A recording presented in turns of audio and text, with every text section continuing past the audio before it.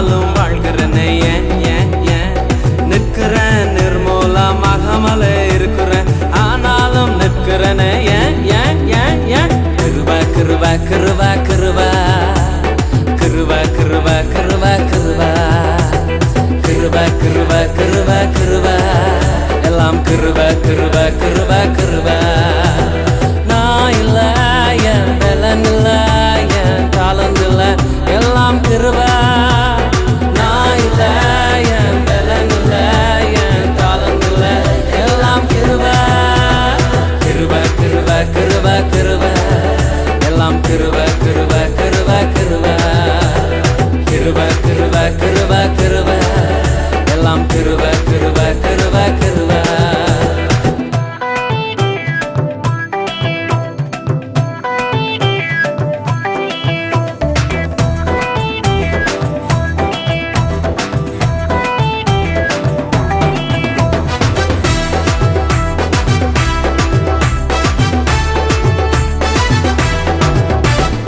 அற்புதங்கள் நடக்குது அதிசயங்கள் நடக்குது வியாதியெல்லாம் மாறினது ஏன் ஏன் ஏன் பாவமெல்லாம் மறைந்தது சாபமெல்லாம் உடைந்தது பரிசுத்தமாய் மாறினது ஏன் ஏன் ஏன் ஏன் அற்புதங்கள் நடக்குது அதிசயங்கள் நடக்குது வியாதியெல்லாம் மாறினது ஏன் ஏன் ஏன் பாவமெல்லாம் மறைந்தது சாபமெல்லாம் உடைந்தது பரிசுத்தமாய் மாறினது ஏன் ஏன் ஏன் ஏன் கிருப கிருப கிருப கிருப கிருப கிருப கிருப கிருப கிருப கிருப கிருப கிருப எல்லாம் கிருப கிருப கிருப கிருப நான் இல்ல என் பலன் இல்ல என் தாளந்து இல்ல எல்லாம் கிருப நான் இல்ல என் பலன் இல்ல என் தாளந்து இல்ல எல்லாம் கிருப கிருப கிருப கிருப கிருப எல்லாம் கிருப கிருப கிருப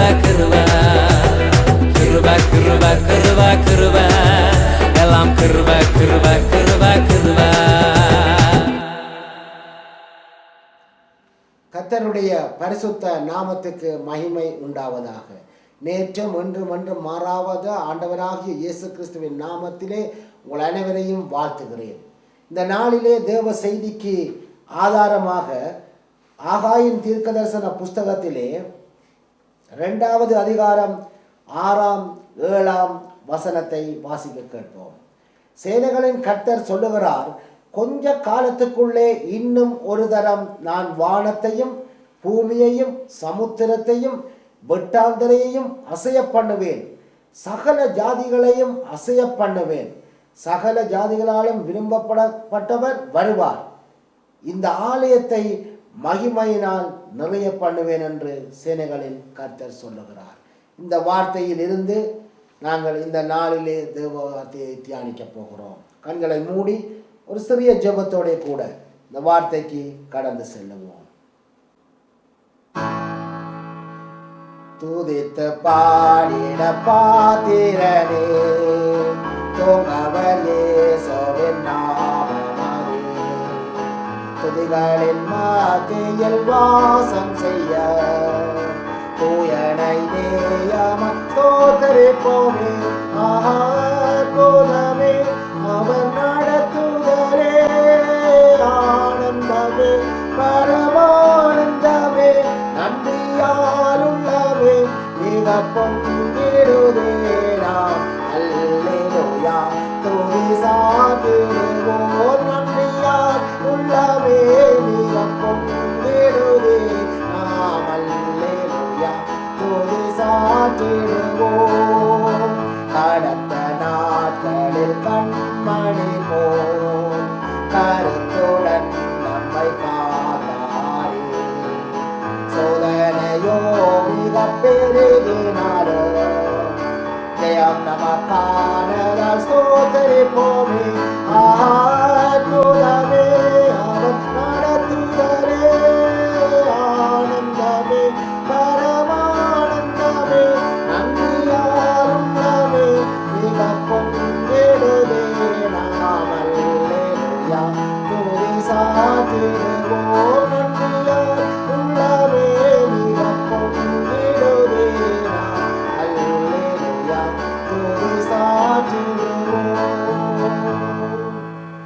ஜெபம் கேளும் நல்ல தகப்பனே. ஆமென், ஆமென். கர்த்தருக்கு பிரியமானவர்களே, இந்த ஆகாயின் தீர்க்க தரிசன புஸ்தகத்திலே தீர்க்க தரிசனமாக 6ஆம் 7ஆம் வசனம் சொல்லி இருக்கிறது.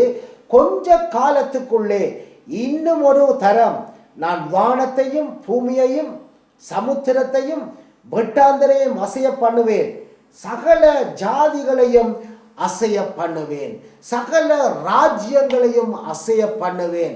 ஆண்டவர் சகல ஜாதிகளையும் அசைய பண்ணுவேன் என்று இந்த இடத்திலே சொல்லி இருக்கிறார். இன்றைக்கு சகல ராஜ்யங்களும் ராஜாங்களும் அசைக்கப்பட்டு கொண்டிருக்கிற காலமாய் இருக்கிறது.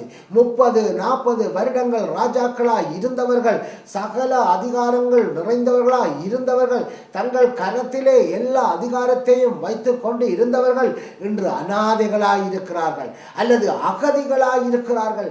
தங்களுடைய தேசத்தை இழந்து விட்டார்கள், தங்களுடைய அதிகாரங்களை இழந்து விட்டார்கள், தங்களுடைய உறவினர்களை இழந்து விட்டார்கள், தங்களுடைய பணத்தையும் செல்வாக்கையும் இழந்து விட்டார்கள். இன்றைக்கு ஒருவரும் ஒத்தாசைக்கு இல்லாதவர்களாக, சரீரத்திலே சுகமில்லாதவர்களாக பெரிய பெரிய ராஜாக்கள் இன்றைக்கு வீழ்ந்து போனதை நாங்கள் காண்கிறோம்.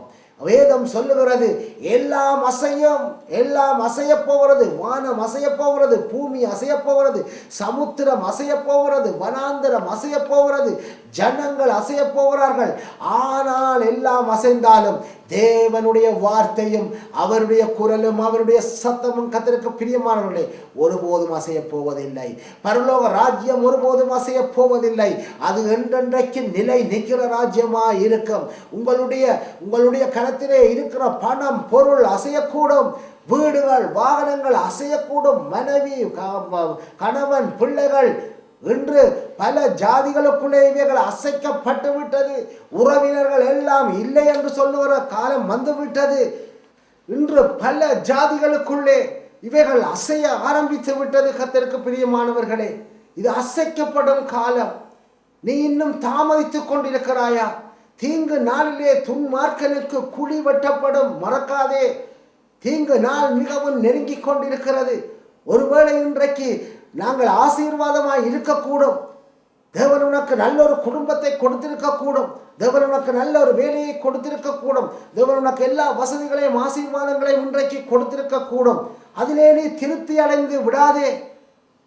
உலக காரியங்களிலே நீ திருப்தி அடைகிறதிலே பிரயோஜனம் இல்லை. நீ தேவனுக்கு அன்று நீ என்ன செய்தாய்? உன்னுடைய நேரத்தை தேவனுக்கு கொடுத்தாயா? ஆண்டவருடைய காரியங்களுக்கு நீ முக்கியத்துவத்தை கொடுத்தாயா?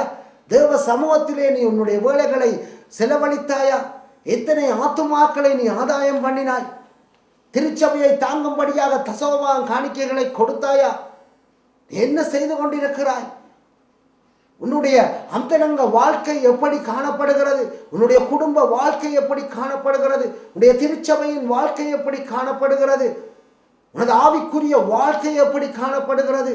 பூமிக்குரிய ஆசீர்வாதங்களும் உலக ஆசீர்வாதங்களும் மாம்ச ஆசீர்வாதங்களும் எங்களை ஒருபோதும் பரலோகத்துக்கு அழைத்துக் கொண்டு போவதில்லை. அன்பான கர்த்தருடைய பிள்ளைகளை, இவைகள் எங்களுக்கு தேவைதான். தேவன் கொடுக்கிறார் என்பது உண்மைதான். ஆனால் நாங்கள் இன்னும் நீதிமானாக்கப்பட வேண்டும், நாங்கள் இன்னும் பரிசுத்தமாக்கப்பட வேண்டும், நாங்கள் மகிமை மேல் மகிமை அடைகிற அனுபவங்களுக்குள்ளே கடந்து போக வேண்டும். கர்த்தருக்கு பிரியமானவர்களே, இன்றைக்கு அநேக வேளைகளிலே ஆண்டவர் ஆசீர்வதிக்கிறார். இந்த பூமியிலே ஆசீர்வாதங்களை பெற்றவுடனே நாங்கள் நினைக்கிறோம், ஆண்டவர் இவற்றை கொடுத்து படியினால் நாங்கள் பரிசுத்தவான்கள் என்று. நிச்சயமாக இல்லை. ஒரு நாள் வருகிறது, நியாய தீர்ப்பின் நாள். அந்த நாளிலே பாவிகளோ நியாயம் தீர்க்கப்பட்டு நித்திய அழிவுக்குள்ளே தள்ளப்படுவார்கள். அந்த அழிவுக்குள்ளே தள்ளப்பட்ட பின்பு ஒருபோதும் விடுதலை கிடையாது, அங்கே ஒருபோதும் ரட்சிப்பு கிடையாது. கர்த்தருக்கு பிரியமானவர்களே, பாதாளம் நரகம் என்று சொல்லுகிற வேளையிலே நீங்கள் வடிவாய் கவனித்து பாருங்கள். அங்கே யாரோடு நாங்கள் தள்ளப்படுவோம்? அங்கே லூசிபரோடு தள்ளப்படுவோம், வலு சர்ப்பத்தின் ஆவிகளோடு நாங்கள் தள்ளப்படுவோம், இந்த பூமியிலிருந்து துரப்பட்ட எல்லா அசுத்த ஆவிகளோடும் நாங்கள் தள்ளப்படுவோம். அந்த இடத்திலே நாங்கள் போய் அந்த எங்களை தள்ளி விட்டதும் அந்த இடத்தை எங்கள் சுற்றிலே இருக்கிறவர்களை நீங்கள் பார்த்தால் ஒருபோதும் அங்கே குடியிருக்கவே முடியாது. கொடுமையான மனிதர், மிருக குணமுள்ள மனிதர், அந்த இடத்தை சுற்றிலும் அங்கே கந்தகம் கலந்த அக்கினி கடல், நெருப்பு எரிந்து கொண்டிருக்கும். கொடுமையிலும் கொடுமையாது கர்த்தருக்கு பிரியமானவர்களே. ஆனால் நீ இன்று உன் துன்மார்க்கத்தில் இருந்து மனம் திரும்பினார். இன்றைக்கு இந்த ஆண்டவரிடத்திலே சென்று பாவ மன்னிப்பை பெற்றுக்கொள்ள எங்களுக்கு வசதி இருக்கிறது. இது கிருபையின் காலம், ரட்சிக்கப்படும் காலம், இந்த மெய்யான தேவனை அறிந்து கொள்ளும் காலம், அவரை அறிந்து கொண்டு அவருடைய மெய்யான ஒளியை பற்றி கொள்ளுகிற காலம் இது. அவருடைய ஒளி எங்களுக்குள்ளே வந்தால் நாங்கள் எங்களுடைய வாழ்க்கை பிரகாசிக்கும், வாழ்க்கை நித்திய ஜீவனாய் மாறும், பரலோகத்தில் வாசம் பண்ணுகிறவர்களாக நாங்கள் மாறுவோம். கர்த்தருக்கு பிரியமானவர்களே, இது கிருபையின் காலம். இந்த காலத்திலே உனக்கு கொடுக்கப்பட்ட இந்த வேளையை நீ பிரயோஜனம் பண்ண கொள்ளாவிட்டால், மனம் திரும்பாவிட்டால், இன்னொரு நாள் உனக்காக கொடுக்கப்படாது, இன்னொரு நாள் கொடுக்கப்படாது. அதான் பவுல் சொல்லுகிறான், எனக்கு நான் இனி ஜீவிப்பது நான் அல்ல, எனக்குள்ளே கிறிஸ்துவுக்குள்ளே நான் ஜீவிக்கிறேன், எனக்குள்ளே கிறிஸ்து ஜீவிக்கிறார், கிறிஸ்து எனக்குள்ளே ஜீவிக்கிறார் என்று சொன்னால் அவனுக்கு ஊடாக கிறிஸ்து வெளிப்பட வேண்டும். ஒருவன் சொன்னால் கிறிஸ்து எனக்குள்ளாக ஜீவிக்கிறார் என்றால் அவனுடைய வாயின் வார்த்தையிலிருந்து கிறிஸ்து வெளிப்பட வேண்டும். அவனுடைய கிரியைகள் எல்லாம் கிறிஸ்துவை வெளிப்படுத்த வேண்டும். கர்த்தருக்கு பிரியமானவர்களே, இன்றைக்கு அநேகர் கிறிஸ்து என்னிலே வாழ்கிறார் என்று சொன்னாலும் அவருடைய கிரிகை கிறிஸ்துவை போல அல்ல, அவர்களுடைய பேச்சு கிறிஸ்துவை போல அல்ல.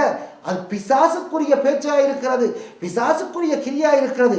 வாயிலிருந்து அவர்கள் சொல்லும் போது சொல்லுகிறார்கள், கிறிஸ்து எனக்குள்ளே ஜீவிக்கிறார்.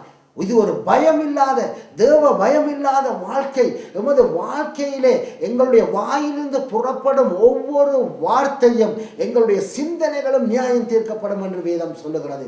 நியாய தீர்ப்புக்கு நாங்கள் பயப்படுகிறவர்களாய் காணப்பட வேண்டும். நாங்கள் வார்த்தைகளை சொல்லும் போது, ஒருவரோடு நாங்கள் பேசும்போது, நாங்கள் அநேக வேளைகளில் நீங்கள் கவனித்து பாருங்கள், அவர்கள் குத்தி குத்தி பேசுவார்கள், அல்லது வெட்டி பேசுவார்கள், அல்லது தாக்கி பேசுவார்கள், ஒருவனுடைய மன நோகும்படியாக பேசுவார்கள், ஒருவனை நிந்தித்து பேசுவார்கள். இப்படியான குணாதிசயங்கள் இருக்கிறவர்களா இருந்தால் உன்னுடைய சிந்தனையையும் வாயின் வார்த்தையையும் தேவன் நியாயம் தீர்ப்பார். கர்த்தருக்கு பிரியமானவர்களே, பரலோக ராஜ்யம் மிக சமீபமாய் இருக்கிறது, நியாய தீர்ப்பு மிக சமீபமாய் இருக்கிறது, ஆண்டவருடைய ரகசிய வருகை மிக சமீபமாய் இருக்கிறது, அந்தி கிறிஸ்து வெளிப்படும் நாள் மிக சமீபமாய் இருக்கிறது. நீ இன்றைக்கு மனம் திரும்ப வேண்டிய நாள், இன்றைக்கு நீ பாவ மன்னிப்பை பெற்றுக்கொள்ள வேண்டிய நாள், இன்றைக்கு ஞான ஸ்நானம் எடுக்க வேண்டிய நாள், இன்றைக்கு நீ தேவ சமூகத்திலே சேர்த்துக் கொள்ளப்பட வேண்டிய நாள். கர்த்தருக்கு பிரியமானவர்களே, அங்கே லூக்கா எழுதின சுவிசேஷத்திலே ஆண்டவர் ஒரு அழகான ஒரு உவமையை சொன்னார். 19வது அதிகாரம், லூக்கா 19வது அதிகாரம் 16வது வசனம். அப்பொழுது முந்தினவன் வந்து, ஆண்டவனே, உம்முடைய ராத்தலில் 10 ராத்தல் ஆதாயம் கிடைத்தது என்றான். எஜமான் அவனை நோக்கி, நல்லது உத்தம ஊழியக்காரனே, நீ கொஞ்சத்தில் உண்மையுள்ளவனா இருந்தபடியால் 10 பட்டணங்களுக்கு அதிகாரியாய் இருப்பாய். முதலாவது 10 ராத்தலை அவன் சேகரித்து லாபத்தை கொண்டு வந்து காட்டினவனுக்கு ஆண்டவர் சொன்னார், 10 பட்டணத்திலே நீ அதிகாரியாயிரு. இன்றைக்கு அநேகர் திருச்சபையிலே அதிகாரியாயிருக்க விருப்பம், அநேகருக்கு திருச்சபையிலே மூப்பராயிருக்க விருப்பம். ஆனால் ஒருவரையும் அவர்கள் ஆதாயப்படுத்துவதில்லை. நீ 10 ராத்தல் லாபத்தை கொண்டு வந்தபடியால் 10 பட்டணத்துக்கு நீ அதிகாரியாயிரு. 2வது வந்து சொல்லுகிறான், 5 ராத்தல் ஆதாயத்தை எடுத்துக்கொண்டேன் ஆண்டவரே, 5 பட்டணங்களுக்கு நீ அதிகாரியாயிரு. 3வது ஆள் வந்து சொன்னான், நான் ஒரு சீலையிலே, அந்த வசனத்தை நான் உங்களுக்காக வாசிக்கிறேன். பின்பு வேறொருவன் வந்து, ஆண்டவரே, இதோ உம்முடைய ராத்தல், இதை ஒரு சீலையிலே வைத்திருந்தேன், நீர் வைக்காததை எடுக்கிறவரும் விதைக்காததை அறுக்கிறவருமான கடினமுள்ள மனுஷன் என்று அறிந்து உமக்கு பயந்திருந்தேன் என்றார்.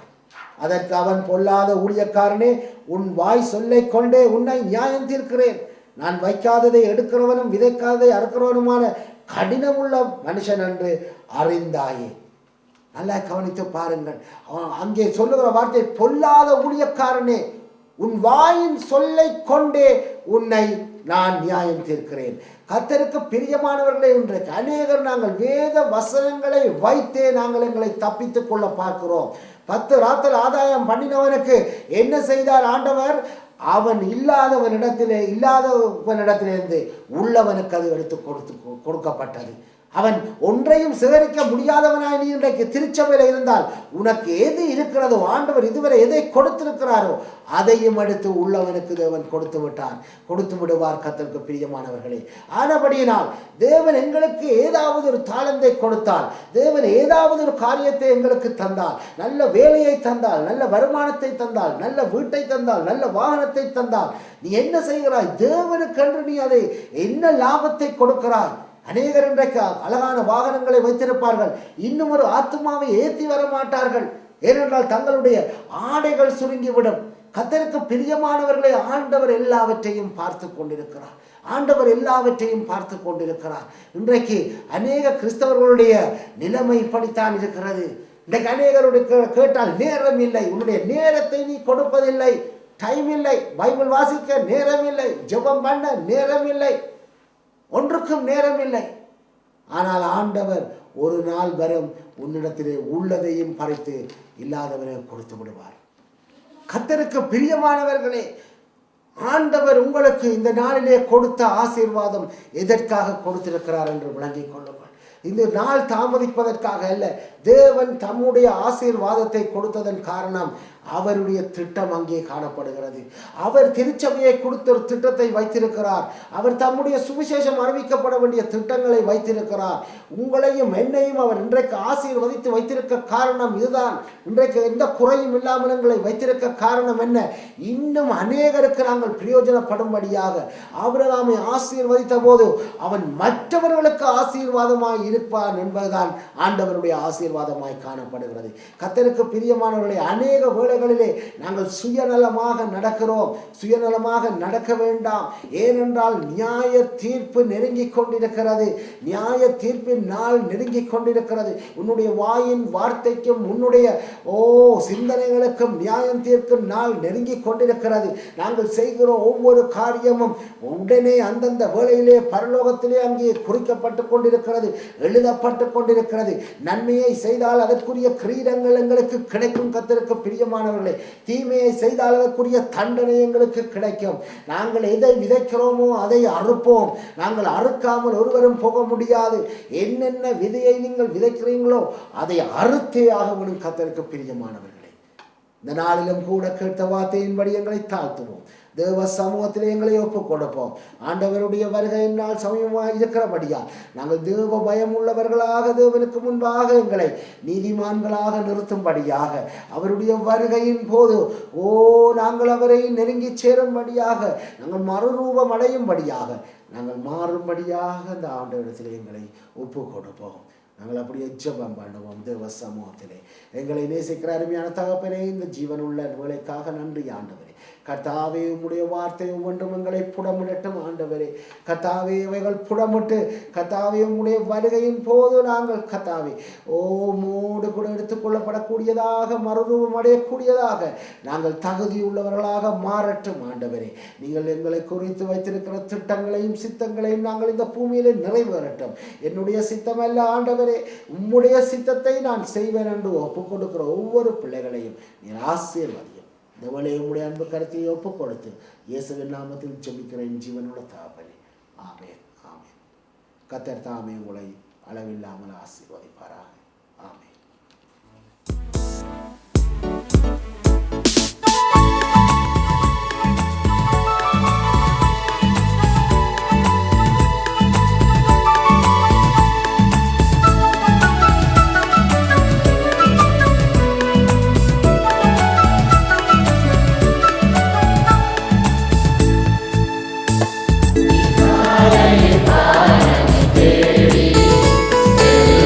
Bye.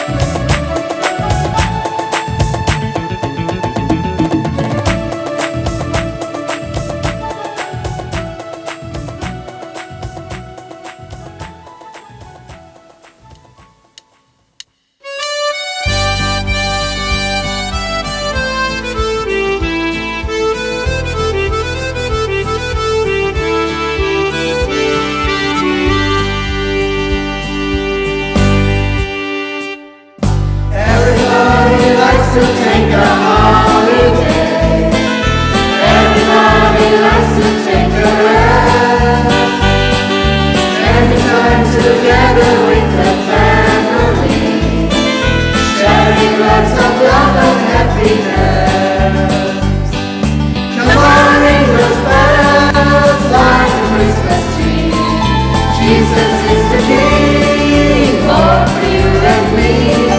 Come on, ring those bells, everybody say, Jesus, we remember it's your birthday.